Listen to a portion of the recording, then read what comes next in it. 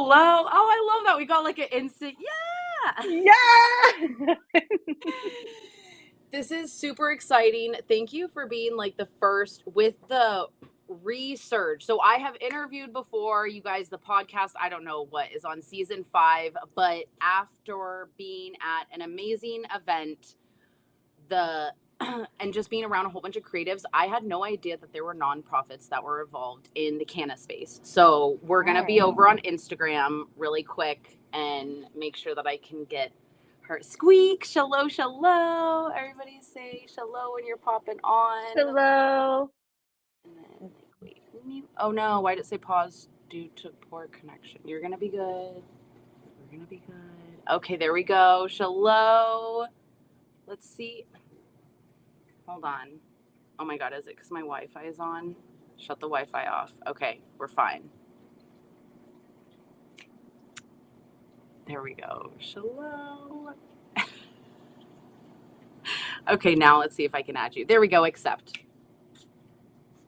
You guys know it's always fun when you have metal in your brain. I'm pressing accept. Oh, there we go. Yeah. Welcome, welcome, welcome. Okay, yay. Oh, did it do a reverb? Yeah. Okay. Let's see. Is that better? Everybody, is it okay? Am I like double talking? Let's see. Do you guys hear double talk? I think it's fixed. Hello. Okay. I think it should be okay. If not, I can just kick you out of here and we'll just get the replay on this. Okay. Whatever you think is good. Tell us over here, you guys, if it's bugging you. Like, can you hear like double, or are you like, oh no, it's better now? I love all the highs. Yeah, I can hear you, but no double talk. Perfect. Great. That's all we wanted, because we just want everything to be clear and just a nice open space. So that's what was really nice before this. We kind of talked just a little bit, but I want to give her all the time and space because you guys know I can talk and talk. So first of all, what is your business? Like, what are you doing, or your event or your community? So what is Project Sister Dope? Yes. Okay. I'm going to take my phone out just because I can like hear myself. Okay. So Project Sister Dope is a cannabis workers emergency fund. So essentially we are establishing savings account for the essential workers in the cannabis industry to pull from when they have an emergency or life event. I came up with the idea like a little over a year ago, and I am really lucky to have a sponsor, peer education for our sponsors. So what that means is we're using their 501c3 for tax deduction, like what's it called? Donations while we're working towards our 501c3. So that's really cool. We can already offer receipts for donations. We've done a couple events. We have a few more events coming up. And right now we're really in a fundraising stage. But I'm really excited to just be able to help people and like give money back, because money, unfortunately, is like how the world goes around. Definitely somebody who knows what it's like to be an emergency, and sometimes I feel like life is an emergency every day. So if I can get somebody $1,000 tomorrow or $1,000 in 6 months, I know from experience that, okay, I put $1,000 on my credit card to pay for my car that I just got into an accident for. If I get $1,000 in 6 months, I'm just going to use that to pay the car. You know, it's like money is a flow. So that's just something that I'm really passionate about, and I'm really passionate about essential workers because I resonate as an essential worker. Absolutely. And I mean, have never been a bud tender, love and respect my bud tender so much, but I've been a bartender, and I know like it was crazy during 2020. We were the only ones who were going to work, yet most of us don't have insurance, you know, of anything. So when you said that you help people, I was just like, oh my gosh, more people need to talk about this, because also I just know in the cannabis space, I'm sure some of you guys right now, we love you, and you privately message me and say, I can't comment because I don't know if work or anything.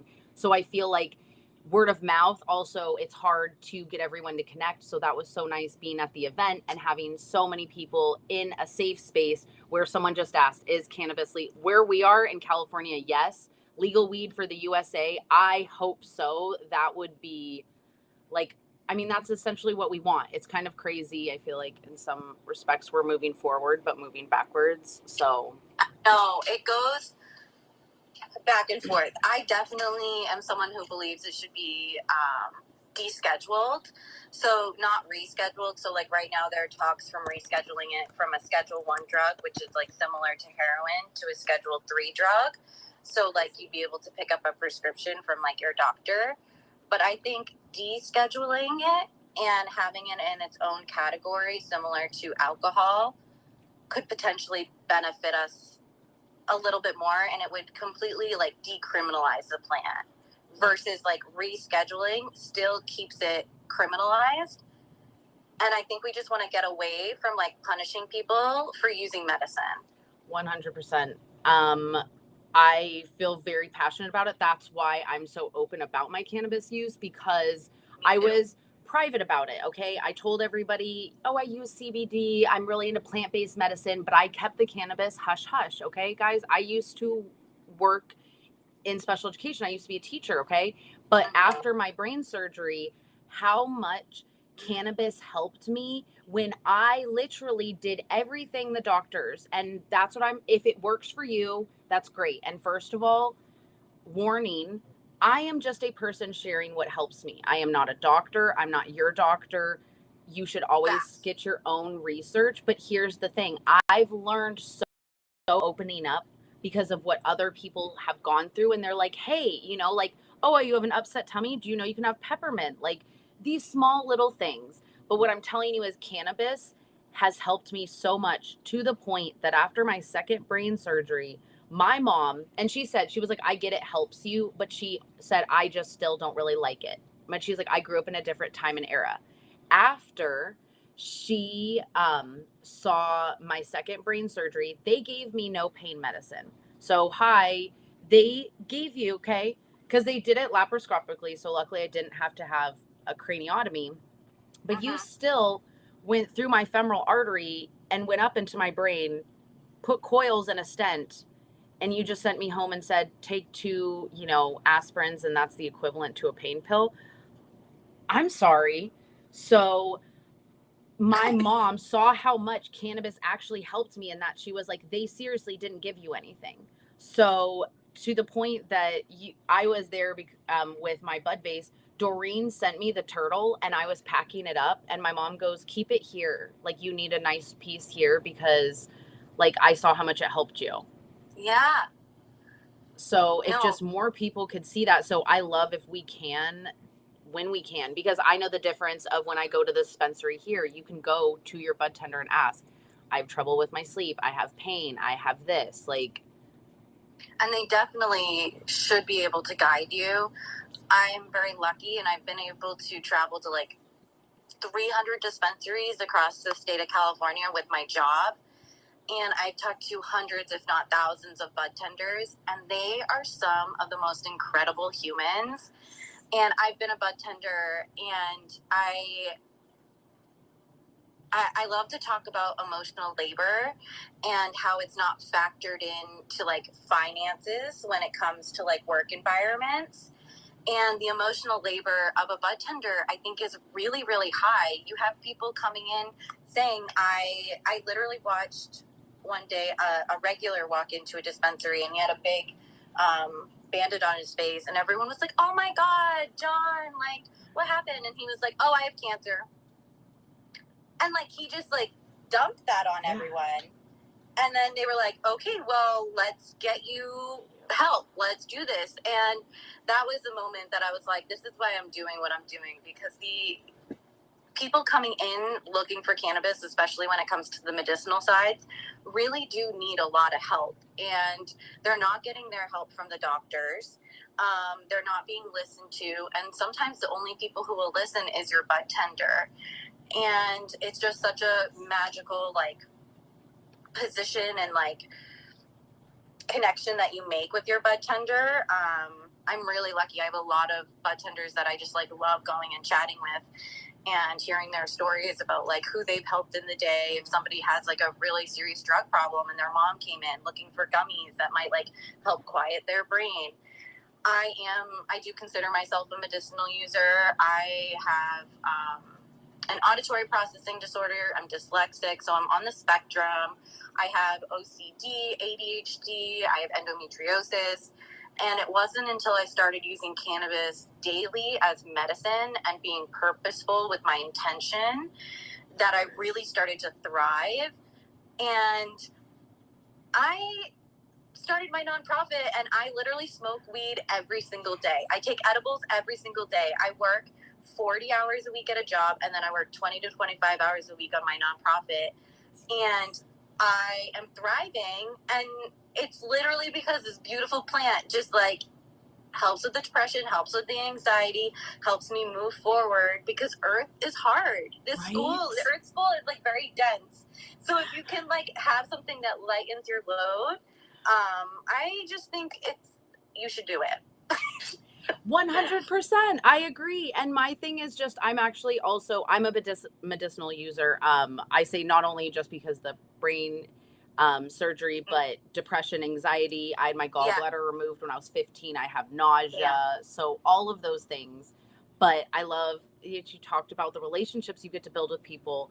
And just, I mean, this plan is helping so many people. And the more and more people are opening up to, instead of going to my doctor for some sleep medicine, why don't I like just try this in edible form? Like, you don't just have to smoke it. Like, there's so many different ways. Sure. And I just think it's beautiful that you used like something happened to you and you're like, okay, how can I not only get through this, but like help other people through it? Yeah. Like, no, that's 100%. Oh my God, I just like got chills. I love empowering people to try it and be confident in their cannabis curiosity. And I'm like, no, the government lied to you. Like, this is not, we've been using it for 4,000 years. It's only been the last 100 years where it's been like criminalized. Like, you need to think longer than what we've experienced and really go back to like, okay, this weed grows on the earth and it like is a literal weed. So it grows everywhere. And it is so magical. And I love when people leave a store and they've got something that they know is going to make them feel better. And then they're going to have this like nice spiritual experience as well. I just love hyping them up. And I'm like, let me know how you feel. Like, I want to know how your time was. Yeah. And always slow and steady wins the race. Like, don't go hard. No. I greened out. It's not fun. And I tell everyone, I think the best analogy, I'm like, it's like food. You have to find the right kind you like. And just because, like, maybe you only like how your mom makes mac and cheese, you don't like how Sarah's mom makes mac and cheese. So, like, you have to find what works for you. And, like, I love that you said, like, come back and tell me how you feel. Like, I know. I'm like, no, seriously, like, have a journal. Like, you should be keeping track of how it makes you feel, what you like about it. And like, you can break it down into like the science. You can figure out which are the terpenes. These are the strains that I like all the time. Like, I know most of you guys are probably like, I just see Tawnie just smoking. Because right now I've just been trying to, like, you with the stigma, because people all the time are like, oh, you can't do that. And I'm like, I'm a cannabis consumer. Like, the second I wake up, you guys think that this good mood is as soon as I wake up. It is not. It is not. No, my brain, hey, y'all, I have depression and anxiety. So the first thing my brain likes to do, I joke, it's like that Inside Out when the guys, like, everybody's just running around losing their mind. Like, that's when my brain first wakes up, it's like, oh no, and just like panic and then I grab this beautiful plant and all of a sudden I'm like, actually, and I meditate while I have my first. So it's like a mindful practice. So I really love that you said being intentional. Because I definitely think there can be a line, just like with any drug out there. You can say this with alcohol, you can say this with coffee. And I love comparing cannabis to coffee. because coffee is still addictive. It's still like this, like you can like have panic attacks, right? So if we can like reframe it in our mind that it's a plant that grows from the ground just like coffee, and you have to be intentional when you're drinking coffee. Like I can only drink coffee before noon because I'll be up all night. So I am smoking I'm like, okay, why am I taking this edible? Am I in pain? Do I need to relax? Do I have depression? Like, why am I feeling the need to self-soothe or self-medicate? And then I think with that intention comes the right type of high and the right type of experience to get you to your next step. I personally am like a sativa diva. I love uplifting strains. It helps my OCD. Like it'll focus and energize me. I love to like dance and sing. And so I'll get like super stony baloney on like a beautiful like orange liming terpene strain, and I'll just like dance in my living room, and then it just like relaxes me. And so like that whole process, sometimes you just need a little kick, and just the little bit of a plant really can get you there. And I do think it's okay to accept that about yourself because of the society we live in, because it's like either that or I'm gonna go get my Lexapro from the doctors, which I also feel like I need. You know, like I'm definitely somebody who uses like Western medicine as well. Like I need both. And I'm okay with that. But if somebody tried to take away my Lexapro, I'd probably cry just as much as if somebody tried to take my weed. Yeah, they're both and the medicine. Only difference is one comes from my psychiatrist and one comes from me. So, you know, like that's really like as long as I know that today I'm okay and that I'm okay with being on earth and I'm settled and I know I'm going to get to the next day and I know I'm safe, I think anything you can do to make yourself have a better experience is worth trying.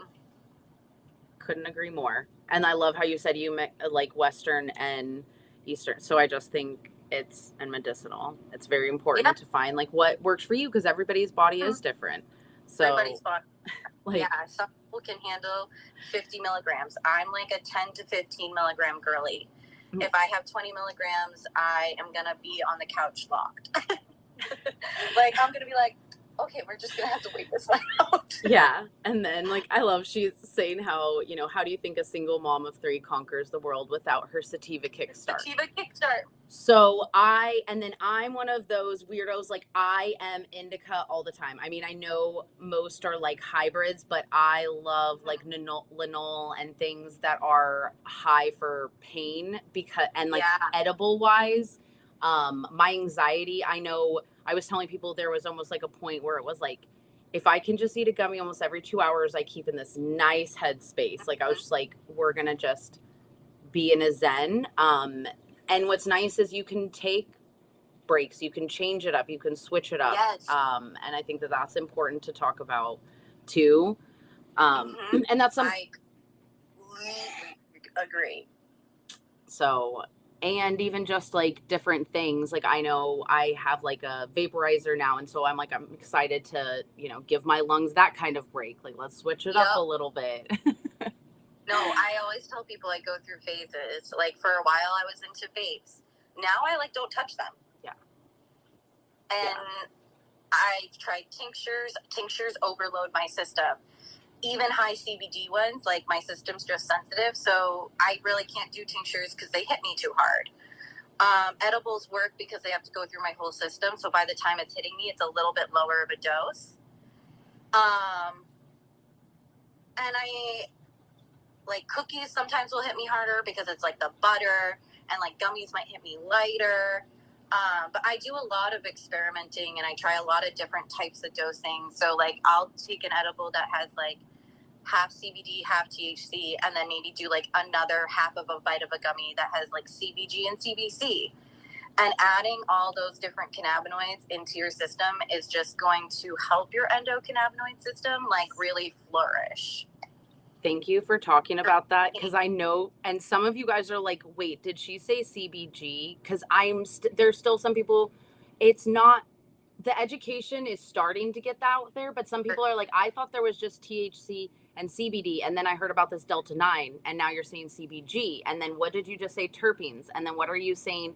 Like, so that's why I think it is really nice having the bud tenders, because you can ask those questions. Like, that is where you can come and get answers. Or like you were saying, you're like, I love to educate people like that. Can we touch a bit on that? Yes. Perfect. Yeah, no, I am like a big, so I have OCD and like hyperfixation. So like once I get on a hook, I am like dive deep. So I mean, I've taken a few cannabis courses. Like I'm like certified from like the University of Boulder, Colorado through Coursera.org. I have tons of cannabis friends. Who just commented that she helped teach me about flower because we bud tended together. And so she started that journey with me. And I'm not like a science person, but for some reason, this type of science, like the plant medicine and learning how it affects your body and how it can help your mental health, like I'm very passionate about mental health and wellness, which is also why I started Project Sister Dope, because I'm just very concerned with worker wellness across the state of California. I mean, the United States, the world. Let's be real. Like, I could talk about Walmart. I've been a server at like Cheesecake Factory. I have stories for days. You know, it's not cannabis specific, right? It's like essential workers as a whole. Oh, I love that. I just happen to industry, and this is where I feel my passion, and like it's, you know, so that's why I chose to start with them. But in reality, I want to help every single person who is working to survive, and that is like 90% of Americans. Yeah. Like, just like, wow, it really is. But so I know, how could we, like, a early introductory to the difference between CB, like, so for like CBG is known as the mother of all cannabinoids. So CBG is like the first part of the plant, and like CBG turns into CBD, CBG turns into THCA, which turns into THC, CBG turns into CBC. So there is like research out there 100%, but like the research is still new. So, and science can change when we learn more information, right? So I just always like to preference that. I'm like, always like, take what I say, but also do your own research, because things change all the time. And I've made mistakes. I can be wrong. Yeah. But I love CBG because I do feel like taking that particular cannabinoid will theoretically hit the parts of your endosystem that you need. So CBG for me is a little bubbly and lifts me up. But for some people, it's a very calm high. And yeah, I think that's all I had to say on that. No, I like that. No, just because sometimes, I mean, obviously everything you can break it down into like a much more complex answer or a simpler answer. And so it is nice to know, you know, it's different, because that is funny. Someone said CBG for me for like the sleep and pain stuff. So I don't know if they were just like looking at the strains that I always like or whatever, why they said that, because, and that's it too. There's some people like, oh, well, it's more a little bit like this. I use a cannabis journal to document. That helps. I think it's really important to journal your experience with everything. Like, I do that. My migraine, having a journal for that, but your cannabis experience, microdosing, I know that's super important. Yes. So I think it's just really nice. And like you said, everybody's endocannabinoid system is different. So just because it makes you feel a certain way, like, it's so important to go based off of your physical, your feeling. Yes, not what everybody else. It's not an exact science, but just like my Lexapro. Yeah, everything. No, and that's what's so funny. Because what helped my mom, what kind of like broke down the thing, was I go, Mom, you realize it's all just a science experiment with the over-the-counter drugs. I go, we are trying this out. We're seeing if it works. So like, I tried the antidepressants. For me, cannabis helped me so much more. 100%. And so, but like you said, it may take both. It's a journey, and everybody's journey is different. It's just about advocating for yourself more and knowing that there are those resources out there. So like, I love that you directed people to other resources, and just, you're like, it's going to be changing. We're going to be finding out more things. Everything, especially since it's still so new and universities are finally getting approval to like do studies. Like, since it's illegal federally still, if universities take that on, they might not get federal aid. So why would they do that if they're not going to get federal aid? Facts. So it's much more complicated and nuanced. So it's really trusting your body and developing those relationships in the dispensary that you work with, because those bartenders will take care of you.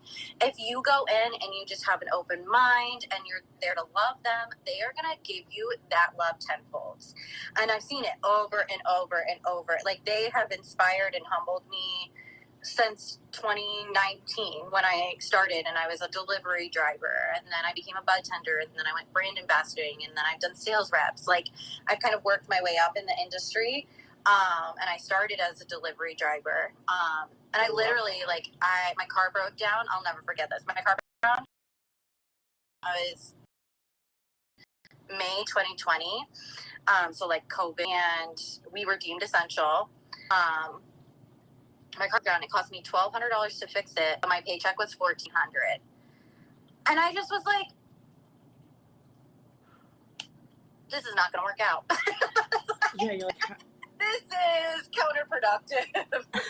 So that's something that I just think about when it's like these types of jobs. Like, I'm tip your bartender, tip your delivery drivers, because they really aren't making a wage that can support living in California. And right now we are in California. It's legal in California. So it should, I mean, in my opinion, jobs should support where your job is. So like, if I'm in California, I should be paid a wage that supports me living in California. Yes. Because your business is in California. Yeah. What are we supposed to do? Yeah, you can't make it.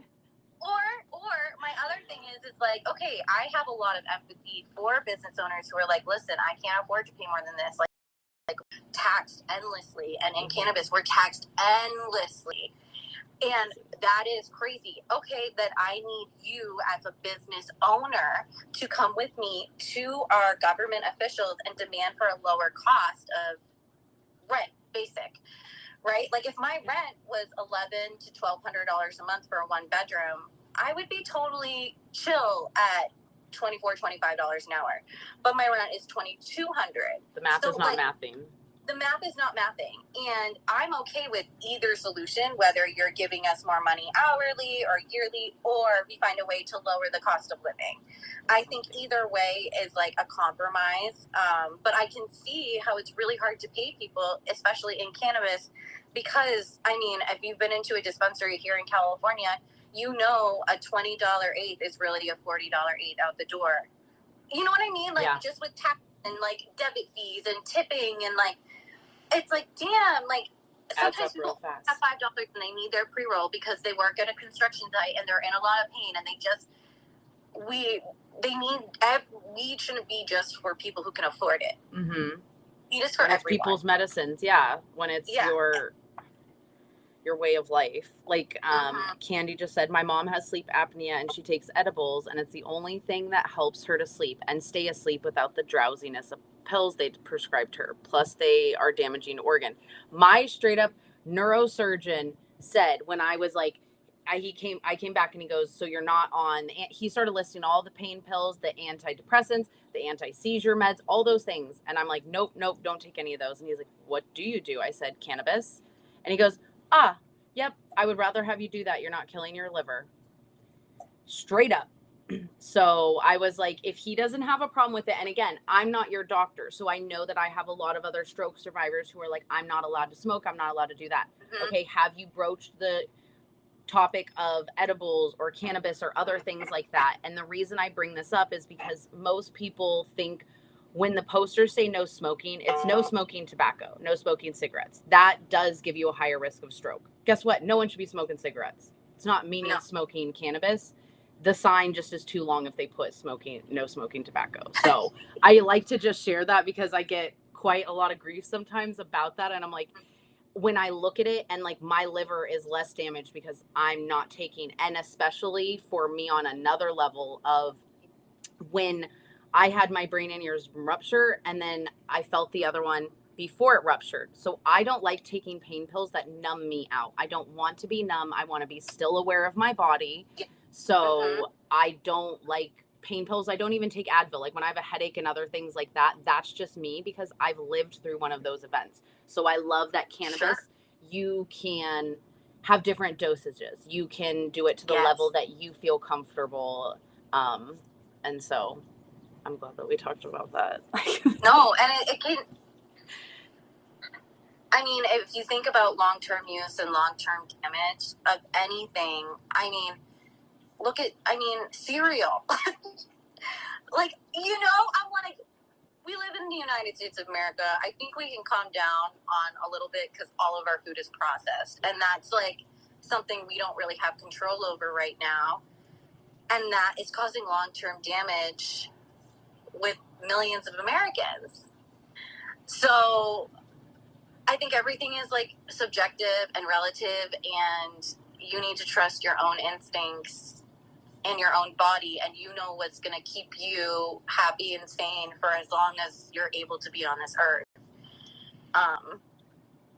Yeah, I absolutely love how you put that. Okay, so I know we're getting towards the end of this. What is something, if you could go back and talk to your past self when you were just starting out, what would you tell yourself? Rejection is protection. Ooh. Yeah, and rejection is redirection. And every time you try and fail, it's just leading you more on your path. And I say fail because I don't think by trying, I think trying is success. I don't really identify with something not working out as failing because I feel like that's just like, it's too negative for my brain to be able to process. I'm like, no, it's a lesson. Yeah. So I just make it a lesson and I go, okay, what did I learn from that? How can I do better next time? And honestly, like I have had a lot of rejections in this industry, and every single one of them was on purpose because I wouldn't be where I am today and I wouldn't be on the Project Sister Dope's path if certain things haven't happened over the last 6-7 years that I was vulnerable. I put myself out there and I was told no, or maybe next time, maybe in a year. And I was like, okay, then I'm moving on. And I'm really glad that I feel brave enough to just risk it all every time and be like, it's gonna hurt, but I've gotten pretty used to the no's that now I'm like, every time I get a no, I know I'm getting closer to a yes. Yeah. All of that. Yeah. Was so beautiful and 100% needed. Like everybody, I hope you replay and re-listen to what she said, that because that can, I mean, that's like life. Those are great. It really. Like, oh my God. And then we also have what is meant for you will be for you. And I can't say that more than because I know just like the healing journey, like life, I remember being like, I was supposed to be a teacher. All these things were happening. And then the stroke happened. And I'm like, but now I look at all of these beautiful things. Like I would have never met you. I would have never been at that cannabis event. I would have never became a mermaid. So many things that have happened. Like, and that's the coolest thing. Like I tell people, like what was really nice was being around another survivor, and she's like, it's really hard because I used to do all these things. And I said, I used to be a teacher. I used to work in special education, and I thought my life was over when I could not do that anymore. They moved me to a different room. All these things happened. And then I go, but if that didn't happen, I would have never got to be a mermaid. Like, do you know how cool that is? Like, little me is like, wait, you really did it, girl. Like, no, she is looking at you. She is living in you, and she loves to play. And I love that you have that play time with your mermaid self, because I definitely think healing that part of my inner child and going back to what I love to do to play. So I love to dance and like sing musical theater. And like I originally thought I wanted to do that as like a profession, but it's my playtime, so it's for me, you know. Yeah. And it took a while to learn that, and ever since I started really incorporating that into like my healing journey and really like living in my musical theater head and my world. And I feel like that's very similar to the mermaid world, Totally. you know, very magical. Just, yeah. Anything can happen. Embracing and imagination. Your emotions are just like, you can dump them and scream and yell and sing. Yes. And there's so many. I think as we get older, finding playtime, finding that child energy is going to keep you young, keep you excited, keep you curious, keep you learning, and honestly keep you like receptive to like new people who are supposed to come in your life and change it. And like, you don't know what you're going to learn from somebody because everybody's journey is so fucking crazy. Like every time I sit down and I talk to a new person, I'm like, you're amazing. You're like, what? What the fuck? Like, I'm learning about your brain surgeries, and I'm like, who are you? You're crazy amazing. Like, what? Like, and every single person. And I know, like, that's, like, hard because, like, right, there's billions of us. But I really think if you sit down with every single person, they have some sort of story to tell. They absolutely do. And that's what I love that you were saying and other people were saying, having, you know, clients talking with people and getting to hear their stories and just being a part of that journey with people is so freaking powerful. So in fact, the last thing, I know I could talk to you forever. In fact, we're definitely a follow-up. No, thank you. Like, and this is so fun because you were so educated and so much more eloquent, and I love that. I love to be around women who are, and I love that you do the research. Like you were like, oh no, because I'm neurodivergent too, so I'm like, I will get super specific about something. So I love that you're like, oh, I deep dived into this. Now it can change, but here's what I know. So I know that I did tag her and we're going to put all the information, but is there anything new that you guys are working on or something? I know you said you're fundraising, like now is your time to just be like, come find me here, beautiful, all the beautiful stuff. So definitely our Instagram, Project Sister Dope, exactly how it spells. I mean, it sounds. You can donate at projectsisterdope.org. Super easy, literally, like there's a heading and it says donate now. You just click it. And yeah, following us that we're going to participate in. Oh no. I know. I was like, you just went away. I was like, I got the 20% battery thing. So follow us on Instagram. We're going to be posting events and that we post in. We love doing giveaways, and so we'll like do giveaways for donations.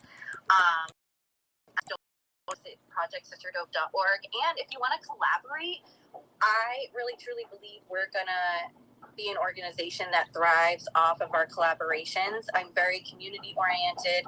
I like to make sure that there's a lot of people involved doing a little bit of work, so everybody feels involved, but nobody's overworked. Especially since it's a volunteer organization, I really drill this into my team. You're not getting paid. It gets done when it gets done. We're not in a rush. Divine timing is everything. Things are already rolling faster than I could even imagine. And I'm grateful for the place that we're in. And I'm grateful for the people who feel called. And yeah, it's really just about taking our time and knowing that we're going to be able to give back when we're able to, and just staying true to mission. I drill those mission into my head. I drill the mission into the women and humans involved. I have my bylaws. I'm very open and trying to be as transparent as possible with funds and money. I do trust myself to be able to handle this. I don't want to let myself down, and I don't want to let other people down. And so I am going to be very transparent about funds coming in and how much money we've raised. And hopefully we're going to do an 80 to 20 ratio where like 80% that's given to us will be directly given back, and 20% will be for like building our websites, doing like some other like events, you know, like marketing stuff that like we need to pay for. But that's definitely a goal of mine. I have all of these written out. I have my business plan. I have so many documents that I've created of like systems that are to come. Like we haven't done an application process yet, but I have those systems built. But like I'm someone who like really has to do it to get it. So even though I have it written down and in my head I have a theory on like how it's supposed to go, I know things change all the time, and I'm okay with being flexible as long as it stays true to my mission and my path. Beautifully put. Absolutely. And I love the transparency and just sharing and being there as, like you said, community is so important. Yes. Eventually we'll have money for us to have all our pre-rolls in a row. That is such a funny way to put it. And it is. And I love that, talking about like nonprofits. When everybody is there because they want to be, it's such a different type of energy. It's such a different, like, I'm gonna like cry. And so that's why, like, I'm just happy to have met you, to get to collaborate, to continue to do more things. I did see that it was shouted out that September 6th, come hang out with them down in San Diego. So that information. So again, guys, when you follow someone, you're supporting them. You're also going to be finding out about events that they do. It costs you nothing. So even if you cannot donate, going, liking on a post, commenting a heart. Like I tell my friends, I'm like, you can do so many things for free to just help me. And you don't know, honestly, you may like something of mine and then it shows it to someone in your Instagram who needed that support. So you do not know the ripple effect. And we all make a difference. Seriously, all of us together. I really believe in the effect. It's so powerful. It's so powerful. 100%. Okay. And thank you. I love you guys. I appreciate. So the podcast will be up. All the information will be up. We hope you guys catch the replay and drop questions or any topics, because we definitely will do a follow-up interview so that you can just share some more things and update us. So I appreciate I would love, this was so fun. I'm like, see, guys, I tell everyone, I'm like, you can I promise. I'm like a fun interview. I won't make it like scary or intimidating at all. Like, no, you did such a good job. Love hearing that. Okay. Appreciate and you. Honestly, you're so communicative and you have been on it, and everything you did was so creative. Like literally, I'm so impressed. Everyone should go on your podcast. This was so easy, and like, I didn't feel stressed at all. Like you made the process like bam. Thank you, ma'am. That makes me so happy. That's exactly what I wanted. I was like, I want to make it easier for people to want to collaborate and just give the space and the time, because so many times you're like, I want to talk about this, but I'm nervous, or like, I don't know how to, and just having another person. So what to know before going into a shop. Oh gosh, she's dropping some good things. Oh my God. Yeah. Okay. We're screenshotting these. We will catch you guys later. It's 212. I love it. Okay. Bye guys.